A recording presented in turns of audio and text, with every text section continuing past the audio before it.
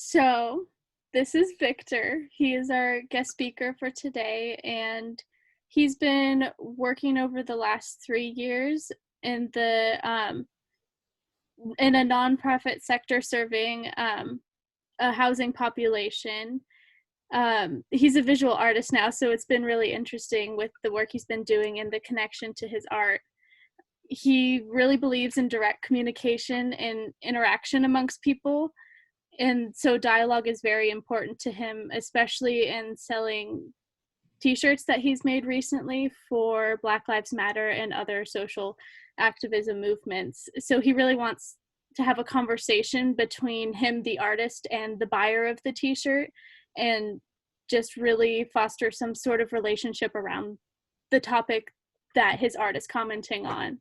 He works right now on a downtown streets team as a project manager in Berkeley, and has really had an interesting experience interacting with people during the time of this pandemic and the various social justice movements that have gone hand in hand with it. It's something that's really important to him, and yeah, he expresses that through his art and his actions and what he's been doing. So he was in a documentary recently, so we'll watch that real quick, and then we'll have room for a dialogue with him. Awesome, thank you. Yeah.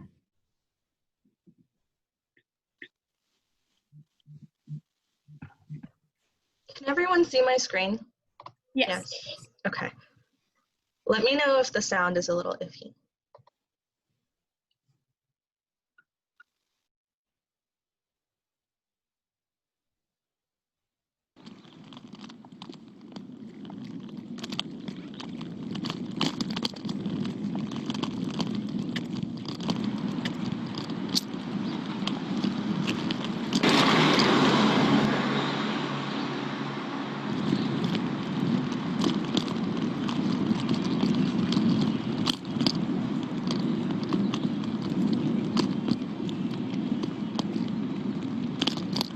4 weeks into the mandatory shelter-in-place, I went with a friend to shoot footage on the mostly deserted streets. Somehow, without all the hustle and bustle, the inequality that we live with in our communities all the time seems even more apparent. I want to believe that we can come out of this pandemic with a different society, one that works better for everyone. I reached out to a friend of mine who works with those affected by homelessness. I asked his permission to record our conversation. Hey, can you hear me? I can. How are you? Let me see if I can get my video going. Okay, there we go. Okay. It's a powerful thing to acknowledge the moment and live through this particular moment. Every morning I ask myself what's important, and what do I really care about? What matters? I'm currently working with Downtown Streets team. We work with those impacted by homelessness. What we do is give them a platform where they can begin to rebuild their lives, better their lives. Working with the unhoused population, you realize that empathy is a given in that community because they know the struggles their friends and have gone through. It's easier to empathize and to be a system of support to that community you have, because that's all we have. That's all we truly have is community. I first knew you, though, as an artist. You were my daughter's art teacher. When did you start making art? I clearly remembered. I think I was 3 or 4 years old. Yeah, and my mother was getting ready for work, so she was getting dressed in a nurse's uniform, and I remember it was the white, well-ironed, pristine, and I was in a way that morning, and she pulled out a piece of paper and gave me a pencil and said, draw a picture of your dad, and that was it for me. I was hooked. I found my place right there, and, art became my life. Coming to America, I got my citizenship in 2017, and it was sobering because they tell you are American now. So am I African American? Not really, as many African Americans have told me. I'm an African in America. But by the same token, I can't even say I'm African anymore because I haven't lived on the continent in close to 10 years. We live in a world where everybody gets up and they're off to their job, their community becomes their workmates. And if you're not within that stream, you're on the sidelines. For me, art is a safety net. I know if push comes to shove, all I have to do is paint for 6 hours and I'll be fine.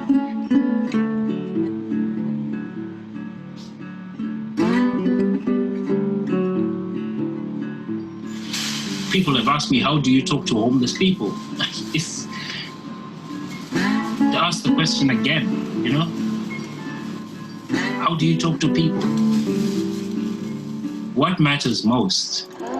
You know, if there was one important thing you would highlight, what would it be in this time? Those neighbors we never used to talk to, suddenly we yearn for them? What does that mean, you know? I hope during this time also people are taking time to say, where am I? What am I doing? But then again, we mustn't forget those who are so deep in their traumatic experiences that even that question is unattainable to them.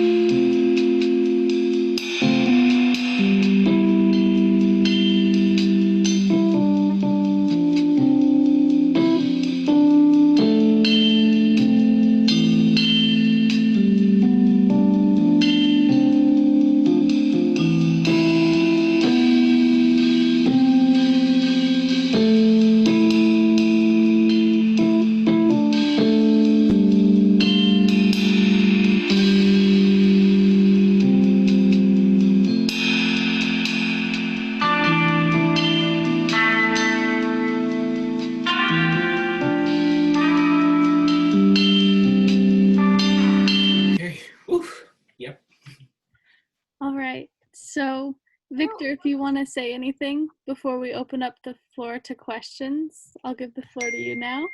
I think we'll go direct to the questions because I wouldn't know where to start. I would like to know what you're interested in talking about.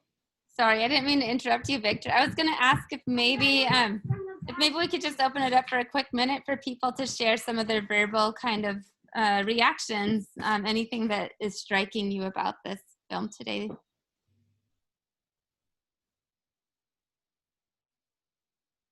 I'm just going to tell you that I was watching, I've seen this film multiple times. I was watching with my other daughter, Delilah, who's 5, and she was just having little observations like, oh, those people who don't have a house, maybe they don't have money, and do they have a toothbrush? And she was asking these very kind of innocent questions that remind us, about the basics and what really matters in life. So it was nice for me to watch it and kind of get the perspective of a 5-year-old.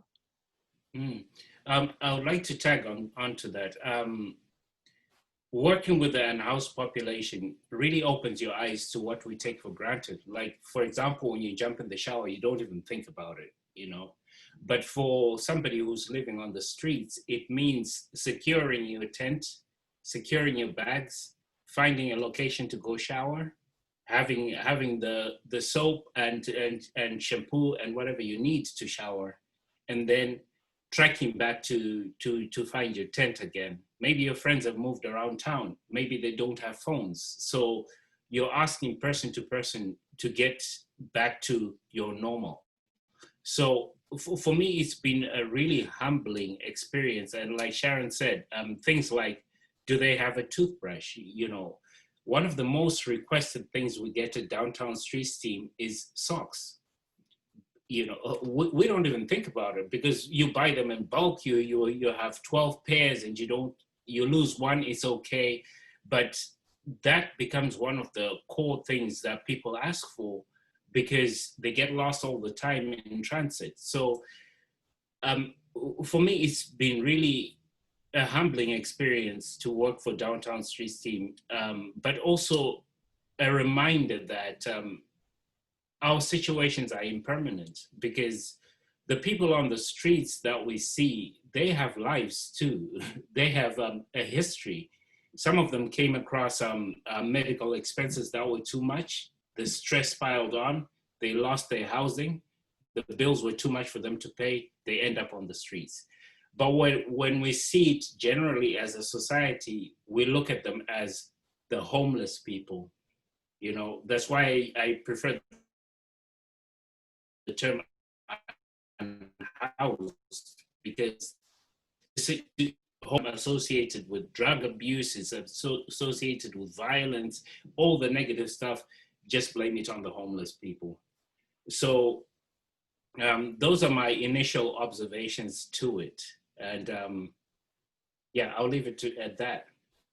I have just a practical question, because sometimes students or people in the community do drives to get supplies, or sometimes a product for people who might be female or identify as female and be unhoused. Are socks a thing that you like? Is that a thing that you all like accept as donations? Would that be something we could do? Absolutely. As long as there's something you would wear. That's what I tell people. You know, there's a difference. At Downtown Streets team, we're fortunate to have people who are donating things they want to donate to give. There are also people who try to get rid of stuff. You know, so I would just like to make sure that the difference between getting rid of stuff and donating something is vast, you know, and it's about dignity. The way I look at it is, if you're going to give socks, if they're worn, are they in good condition? Are they something you would wear again if they ended up in your house? You know, so yeah, but socks are a big thing. Thank you. Other kind of reactions? It'd be great if people took a turn or said pass if you don't feel like sharing. Something that's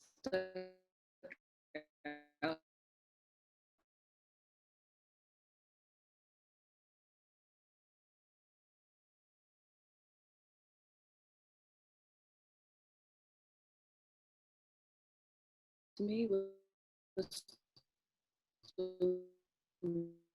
way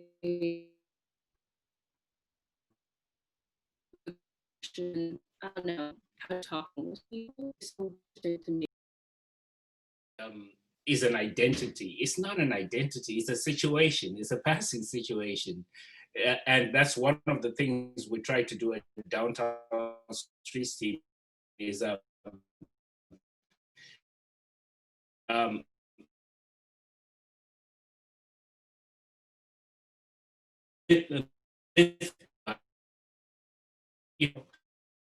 you know,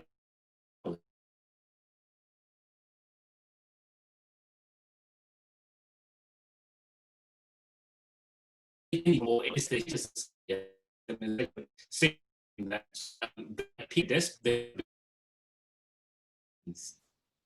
yeah, thanks for that observation. Well, since there's silence in the room, I might as well take over. I've been known to do so. When it comes to art, there's one thing that really makes my blood curl and boil, is when we have art experts who tell you what art is about. I know I'm gonna get a lot of flack for this, but I will say it.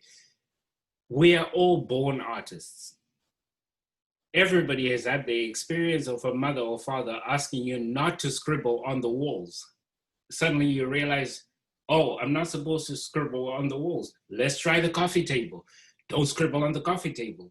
Oh, I'm not supposed to do that. So we go through these experiences where we're limited with each experience of our interacting with art, because we're doing it in the wrong place, or people don't have the time for us to do our art.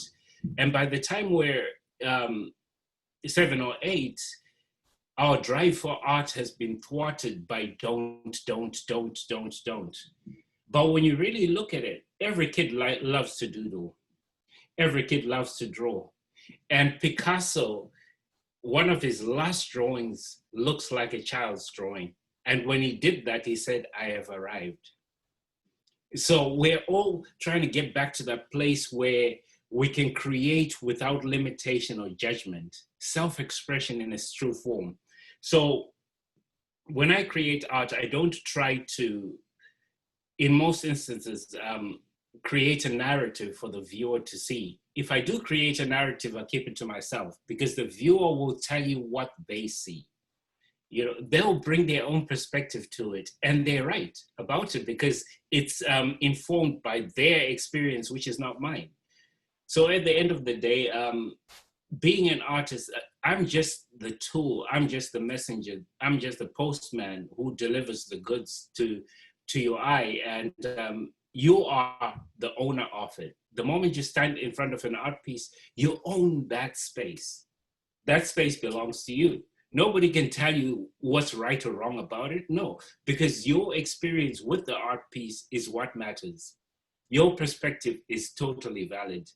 And yeah, so that's it with art. So Victor, and I mean, I'm hoping that other people might want to chime in as we go along, but one of the things that we were especially interested in hearing about was how you've taken some of the issues that you're very passionate about and personally impacted by. You had a such as Black Lives Matter. You've also since created something around Ruth Bader Ginsburg. By the way, I think we can see a lot of your visual art behind you, but I wondered if you could talk about kind of your process for transferring your ideas or these movements that move you in some way, making that into an artistic piece and then transferring it onto a t-shirt that then we can kind of ripple out into the world by wearing the t-shirts. If you could talk about that a little, we'd love to hear. Yeah, sure. Black Lives Matter has always been a movement I respect on many fronts, but it hit home when George Floyd passed away. That's when I realized that it's not about right or wrong, it's about the color of your skin. And then I realized I am a Black man. I say I realized because when it hits you, that's when the awakening happens. I found myself thinking each time I walk outside, I could come across somebody who's unfriendly to the point that they don't respect the color of my skin. And that's when I decided to do something about it in my own way. And I'm not a fan of mass production, like, t-shirts off the printing mill. I prefer to do them one by one with a screen, with little mistakes here and there to make the variations. And whoever I sell them to, and I sell them cheap, $10 a t-shirt, I'm not making money off it. I want to have a conversation because I think that's what Black Lives Matter means to me. It's a conversation. There's a lot I don't know about the world, a lot I don't know. And there's a lot other people don't know about the world too. But when we come into conversation, we're creating a space where we share information and agree on a future we all want to see. We might not agree, but you know where I stand. And so for me, Black Lives Matter is a vehicle for that conversation to begin to happen. And I'm tired. I'm sick and tired of seeing this play over and over and over again, to the point that it's insanity. How do you want us to express our pain and fear? How do you want us to channel that? We have protested. We have done t-shirts. We have gone on panels. We have done everything. You have seen mothers cry. You've seen a grown man ask for his mother, and you cannot see the pain there. And I don't speak to everybody on that. I speak to those who don't see the pain there. And so for me, this is the conversation I want to have. If I sell you a Black Lives Matter t-shirt, I want you to go away with that conversation. to say, I want to come to the table and talk about it because I don't know a lot, but like you don't know a lot either. But together we can know more. We can become better human beings. Because when you really look at it, this is all societal creations. These are ideas we're living by. Race is an idea. When you look at us as human beings, we're basically the same structure. The brain is literally the same thing, just arranged differently by ideas. So my hope is that we can change some of those ideas in the same manner that we look at the unhoused population and say and think, oh, they are the homeless people. No. They are our neighbors who are unhoused. Those people who are struggling. When I think of George Floyd, I think of a father, a brother, a friend. He had white friends. Of course he had white friends. Do you think they did not feel the pain? He had white neighbors. He had white people he went to school with. That affected them deeply, as much as it will affect you when you hear that a stranger passed away. That's the human net. That's the human connection we cannot deny. And so my plight is simply that we have to realize we are a net. We're one big human family. And your pain is my pain. I can try to deny it. I can turn the other way, but I will feel it. And unfortunately, the more we suppress it, the more it builds up. And then one day, everything snaps. And you wonder why. So I've never called myself an activist, but apparently I am. And my mission is simply to have as many conversations as I can. And I'm a hopeless romantic. I believe we will get there. We're intelligent enough to get there. So that's my hope. Victor, I love everything that you're saying here and the work that you've done. And I really admire that.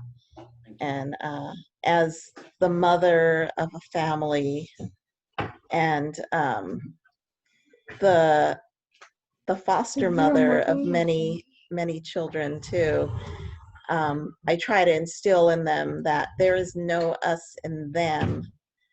There is an us and them in the world as far as how people may see us or may perceive or may think of us upon looking at us, because we are, regardless of the tone, but the color of our skin and maybe the class, especially the foster kids that we deal with. But I do let them know that in our mindset, we need to realize that we need to bridge that gap of the us and them. There's no us and them. There's no reason to feel like you can or can't do something, or you can or can't achieve something or be somewhere.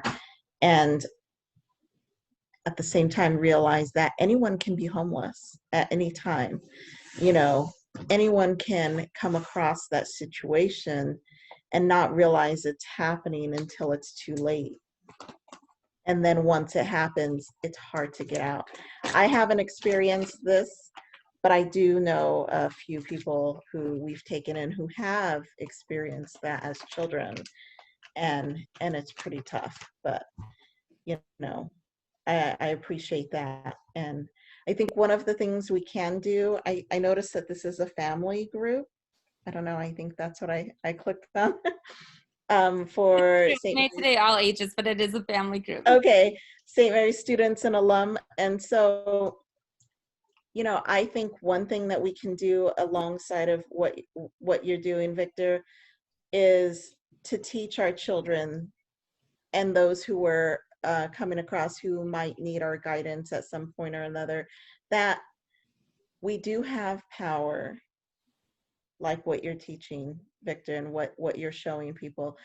We do have power. We do have a voice, and we do have means to make a change. And that starts here. That starts here in our, the way we process, the way we verbalize, the way we empathize, and then just the way we actually view our own selves as well. Like the way you came across that epiphany. Oh, I am a Black man, and I am an African American. I'm viewed as one way, regardless of how my definition is. And I teach my children the same thing. Like, you are growing up, regardless they're Native and Mexican and Black, regardless of that I guess stereotype, or that group that you put them in. They are people who need to work a little bit harder and prove themselves a little bit more, and be a little more confident in the world as they go forward. So I applaud you. Thank you for sharing. Thank you. Thank you so much. Thank you. I do want to make some space for some other, thank you so much, Sarah. And I don't want to do too much talking, although I've already done a lot. But I was hoping, Victor, that you can maybe, if you'd be willing to show us a couple of your t-shirt designs. And then the other thing that always strikes me when I watch your movie, or the short movie that you're featured in, is you said something like, when life, this isn't going to be direct, but you said something like, when life gets kind of crazy or out of control, I just have to go and paint for 6 hours and then I'll be fine. So I wondered about the 6 hours. That's a long time. Is that kind of your marker? Or if you could talk kind of about your process, and then maybe show us a little of your work. Okay, so yeah, I'm glad it all ties in. I found 6 hours became a benchmark, because that's if I paint for those 6 hours is basically the day. I filled in the day. So if I block out the day to say I'm painting, I have time for myself. That's my space. I do whatever I want there. I pick up the brush when I want to. I put it down when I want to. Now, the importance of that is you're giving yourself permission to be you. And that's so important, because the moment you step out the door, now you don't even have to step out the door. I grew up in the 80s. The moment you pick up your phone, somebody's telling you how to be, how to dress, how to walk, how to talk, who to date. Everything is being, I hate Apple's news feed where they say, here's what you missed over the weekend. How do you know I missed that? How do you know that? You're making an assumption and then shoving stuff into my face. We live in a society that's telling us what to do all the time.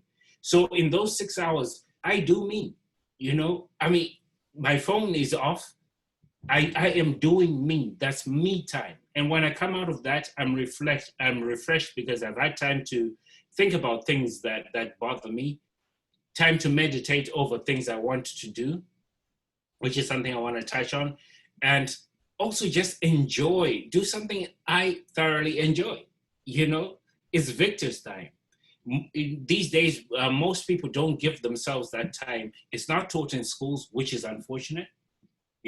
It's not taught in colleges, which is even more unfortunate.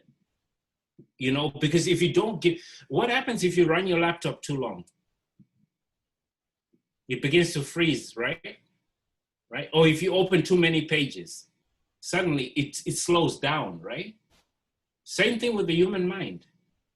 Too much going on and you slow down. You don't function at your optimal. So for me, those 6 hours are like my downtime. I've switched off my laptop, so to speak. And so let me pull a t-shirt. Let me pull a couple of t-shirts and then we can talk about those. 1 second.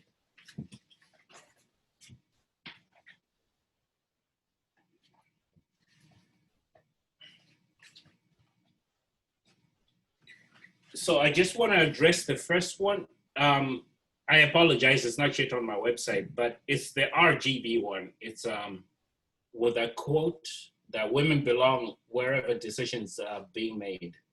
And I always laugh at that because I come from Africa, Zimbabwe, and in our culture, it's a patriarchal culture, society. So fathers are in charge, right? So you think, what happens behind the scenes is the women get together, they discuss issues, and then they go back and download that information to their husbands.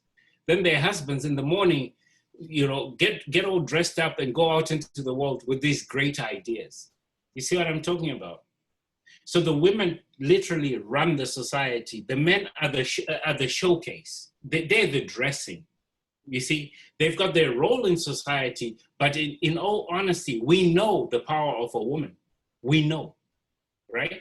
Unfortunately, in the West, that power has been so diminished and so undervalued that we're out of balance because we don't acknowledge the feminine aspect, the feminine power, right? So for me, RGB hit the nail on the head. Like it's time. Imagine if we had a female identifying president. A lot of this stuff would not be happening because women think differently. Correct me if I'm wrong. To men, we live in an aggressive society at the moment, and that's typically male, which is unfortunate. But it needs to be checked. And how do we check that? With feminine energy. When a man is look at him, and you ask yourself mentally, what are you thinking? What are you doing? Try it. I'll speak to the younger ones here. And the second one is this one. It's called May Your Vibe Be Your Guide. This is based on my morning meditations because Sarah talks about the mind. It begins up here. Whatever the mind can conceive, it can achieve. The problem is we don't use our minds effectively. Scientists say 5% is what we use. So what I do in the morning is create the vibe I want to carry, the vibration I want to carry, the thoughts I want to carry into the world. What do I want? I want to come across peace, love, and happiness. I want to be abundantly provided for as the world shows me. When you think about it, there's enough food in the tropics, enough fruit in the tropics to feed the world 10 times over. Nature is abundant and extravagant. And what we've forgotten is we're part of nature. We're always told, we're sold scarcity. You don't have this, you don't have that. Hurry before it sells out. How can it sell out when you've got the factory for it? So we're being lied into a world that, to believe that the world is made up of scarcity, and we operate on that. So my vibe is such that I live in an abundant world. All I have to be is aligned to that abundance, and I will be okay. So yeah, I'll leave it there. I'm taking up too much space. Any questions? No? I think give people a minute. I think sometimes people take a minute to put their thoughts together. And while they're, I'm sorry to put you on the spot, while people might be thinking of questions or comments or reactions. Do you happen to have one of your Black Lives Matter t-shirts that you could show us? Yeah. Sorry, Victor, I'm making you run today. Okay. I had them all laid out, so let's see.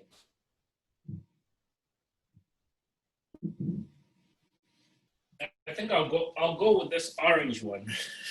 So this is one of the designs. I think you've seen the one Sharon has, but this is one of them also. So you've seen it. Some people have, and so for those members of the who are working with the Center for Women and Gender Equity, we're getting those for our team. But I wonder, maybe Victor, you could put your website in the chat so that if people wanted to get in touch and learn more and just see some of your other work, they could do that. And then SB says, but you don't have to. My daughter is weighing in. That's cute. But you don't have to. But we will. We will. Victor, I just wanted to comment on what you were saying about slowing down in order to work at your optimum capacity as a human. And I think that's amazing. That's definitely one of the many things that's lacking in the world is people knowing how to be in tune with themselves and how to learn to slow down and to get those cues and those body cues, or develop the discipline to in order to slow down daily, in order to work at their optimum potential. So I just want to say that that's a beautiful statement there that you made. Thank you. Thank you. One of the things I also realized when working for Downtown Streets team is that most people who are on the streets are already in a hyper-vigilant state. You know, they're so stressed out that they're alert 24/7. And when you speak to them and begin to communicate, you can see their stress levels dropping. And this is when we engage in simple dialogue, being part of a community, just be, you know, human to human. And so it's important to have that time and those people around you who just talk to you as another human being, you know, and just shoot the breeze, so to speak. It's my go-to statement for myself when I get into the rat race is, how much more effective am I when I'm rested? I'm way more effective. I am way more productive. The thing is, if I push myself and I'm working when I'm tired, it's not really as my best work. So what do I want to do? Produce my best work or produce okay work? You know, I know the school system really pushes people to the point of, to breaking point, which is unfortunate, because it's an education system. You're supposed to educate people on how to be effective. So it's good to have those tools. I wake up at 5 a.m. every morning. The first hour of the morning is mine. Nobody messes with that hour. That's for me. I do my meditation. I sit down, I have my cup of coffee. That's my space. So it's important, even if you create 20 minutes for yourself, just for you, you know, that slowing down will be so useful, so helpful in your life.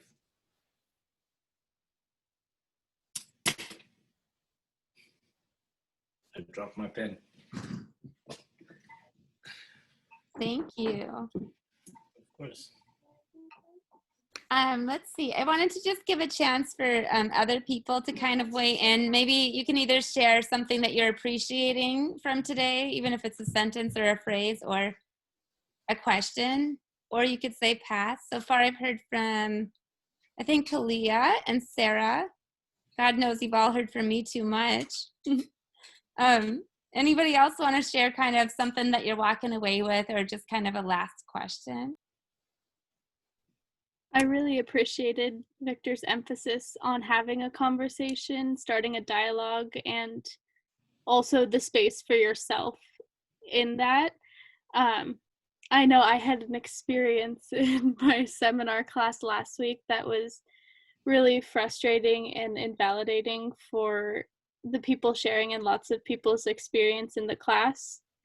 And then we came back today to that seminar class and we had a conversation and kind of broke down what happened and why people were upset. I don't know how effective it was for the person that wasn't being as considerate to others, but it really helped the rest of the class understand their own emotions. And then our teacher let us out a few minutes early too, and she said, go and take time for yourself right now. So it was that same model that you've been talking about, where when things get sticky, you do need to have a conversation about it and acknowledge that even if, like with the specific situation that happened,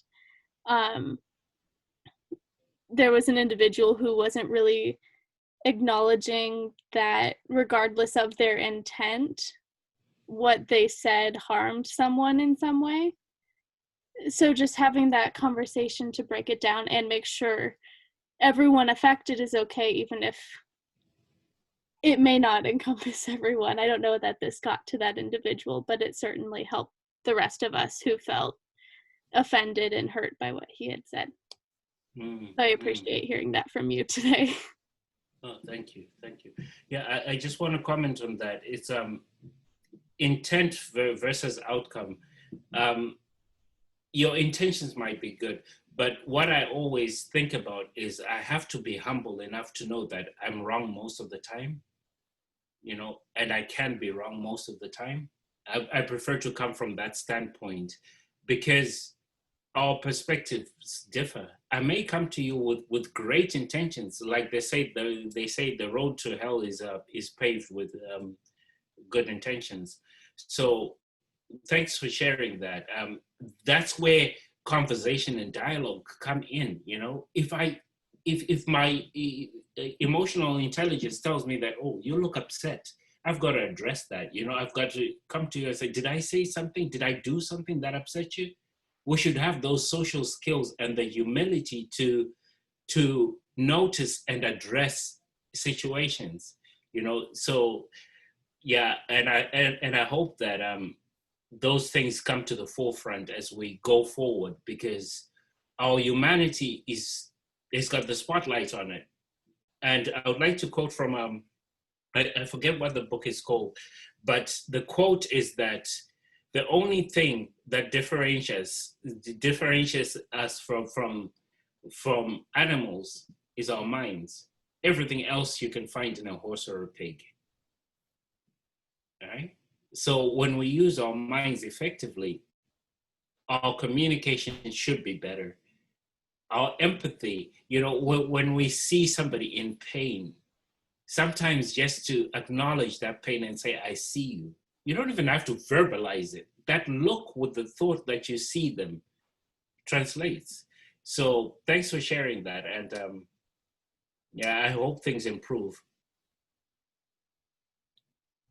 Thank you. I just want to say, oh, sorry. Kaylee, I just want to say thank you for bringing up that people are people, and to talk to someone is no different than to talk to someone else. Especially, I feel like growing up in Oakland, like actually by the theater that was in the video, it kind of was this stigma. And whenever I say that I'm from Oakland, everyone's like, oh, you're from Oakland, or something along those lines. And it, like, I don't know what connotation, what experiences they have experienced, but there's been nothing but wonderful and genuine connections that I've made. Even with the homeless population, my family's been fortunate enough to have 2 stores located on Lakeshore Avenue. And honestly, the homeless population has become our friends. They've protected our stores during riots. They've been there for us. They've always, like, even if we didn't have boards up, they'd be like, no, this store is local, it's family owned, and we support them right back. So to hear that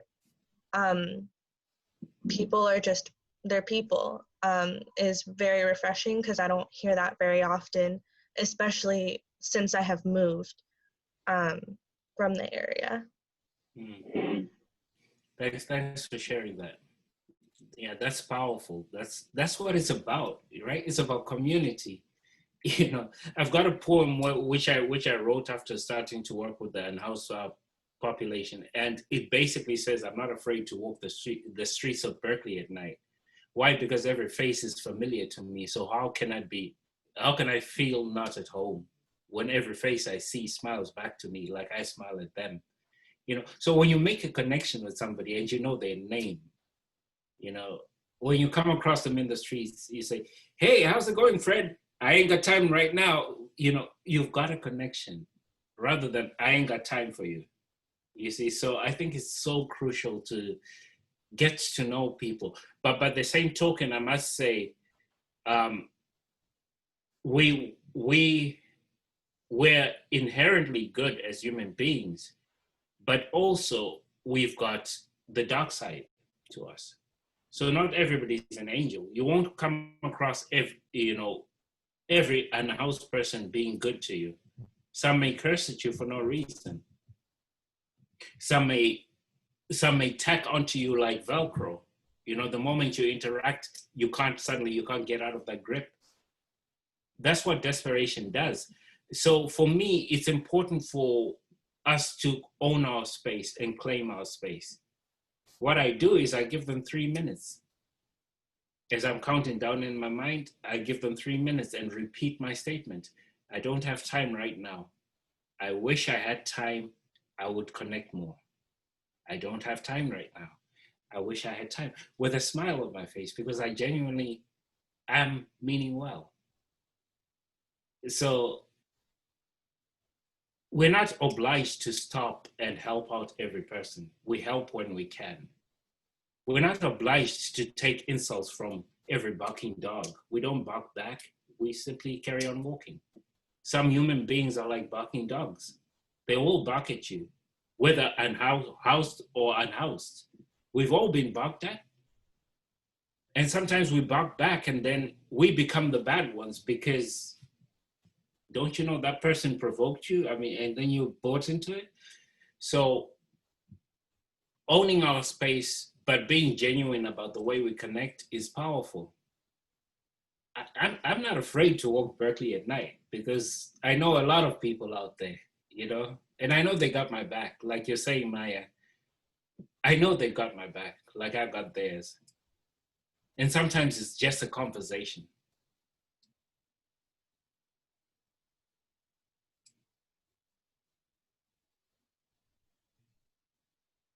Well, I just want to share, since there's a silence, sorry to overload, but one thing, we did a survey, and besides socks, the other thing that came up is when we asked what people need and want, can you guess what it was?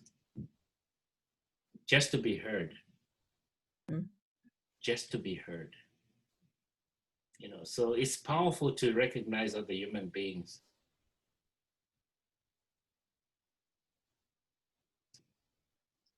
Okay, do you like one?